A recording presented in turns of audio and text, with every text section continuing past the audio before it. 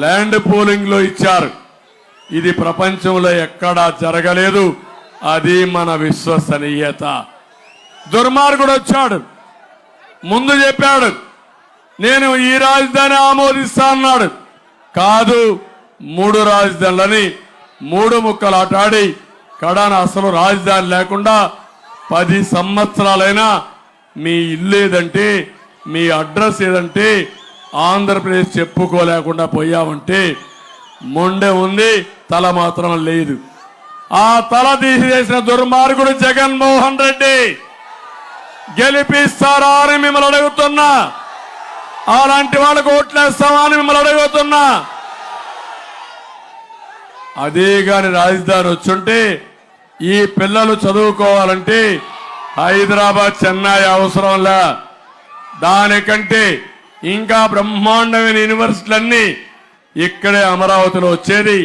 ఉదయం పోయి చదువుకొని సాయంత్రానికి మీ ఇంటికి వచ్చేవాళ్ళని కూడా తెలియజేస్తున్నా. ఇంకో పక్క మీ పిల్లలు ఇక్కడే ఉద్యోగాలు చేసే అవకాశం వచ్చేది. ఎవరైనా పనులు కావాలంటే ఇక్కడే పోయి పనులు చేసుకునే అవకాశం వచ్చేది. మన యొక్క బాధ ఏంటంటే పాసి పనులు చేసుకోవాలన్నా, మట్టి పనులు చేసుకోవాలన్నా, ఆటో తోలాలన్నా హైదరాబాద్కి వెళ్ళాలి, బెంగళూరుకి వెళ్ళాలి, చెన్నైకి వెళ్ళాలి. ఇదేమి దౌర్భాగ్యం అని మిమ్మల్ని అడుగుతున్నా. అందుకని మళ్ళీ నేను చెప్తున్నా మీ అందరికీ, ఇలాంటి వాడికి ఎలాంటి శిక్ష చేయాలనో 11వ తారీఖున మీరు నిర్ణయం చేయాలి. ఈ ముఖ్యమంత్రి ఎంత మోసకారంటే నా ఎస్సీలు అంటాడు.